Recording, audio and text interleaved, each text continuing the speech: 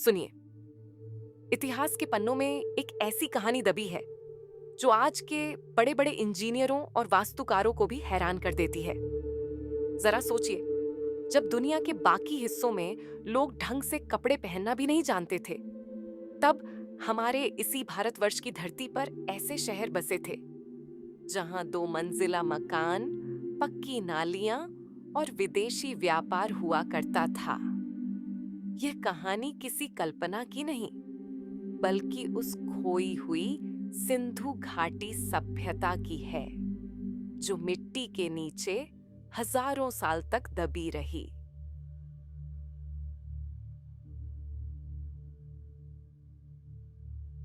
मोहनजोदड़ो इस सभ्यता का सबसे विशाल और सुव्यवस्थित शहर माना जाता है। इसकी सबसे बड़ी विशेषता यहाँ का विशाल स्नानागार था। यह एक बहुत बड़ा जलाशय था जिसे बिटुमिन की परत से जलरोधी बनाया गया था ताकि पानी का रिसाव न हो। यहाँ के घरों में स्वयं के कुएं होते थे और नालियों का जाल इतना उत्तम था कि हर घर का गंदा पानी शहर से बाहर निकल जाता था। यहाँ से मिली नर्तकी की मूर्ति यह दर्शाती है कि यहाँ के लोग कला और धातु विज्ञान में कितने निपुण थे। इस सभ्यता का नाम इसी शहर के नाम पर रखा गया है क्योंकि सबसे पहले इसी स्थल की खोज हुई थी। हड़प्पा अपने विशाल अन्न भंडारों के लिए प्रसिद्ध था।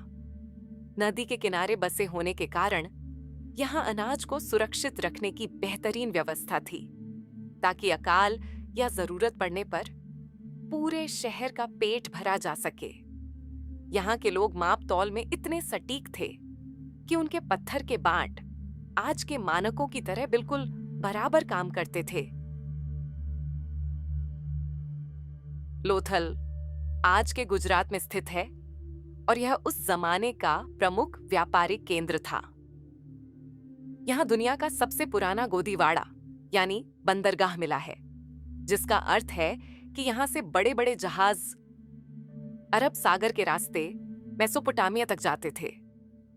यहां मन के बनाने का कारखाना भी मिला है, जहां के आभूषण विदेशों में बहुत पसंद किए जाते थे। ये शहर इस बात का जीवंत प्रमाण है कि भारत का व्यापार हजारों साल पहले भी समुद्र पार तक फैला था।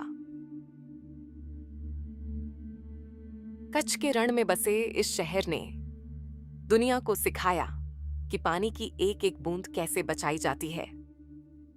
धौलावीरा में वर्षा के जल को संचित करने के लिए बड़े बड़े जलाशय बनाए गए थे।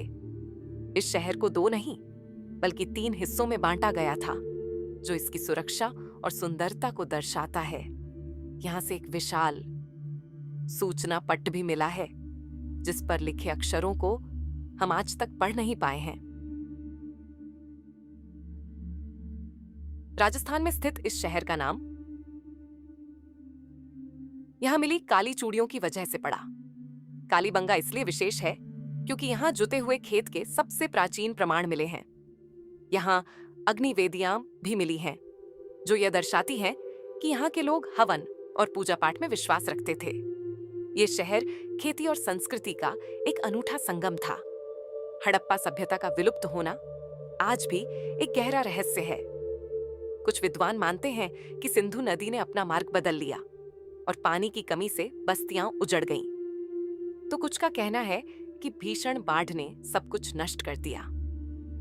कारण जो भी रहा हो, परंतु उनके बनाए शहर, उनकी उन्नत सोच और उनकी जीवन शैली आज भी हमारे लिए एक मिसाल है। ये सभ्यता भौतिक रूप से समाप्त जरूर हुई, पर इसकी विरासत आज भी भारतीय संस्कृति की जड़ों में जीवित है।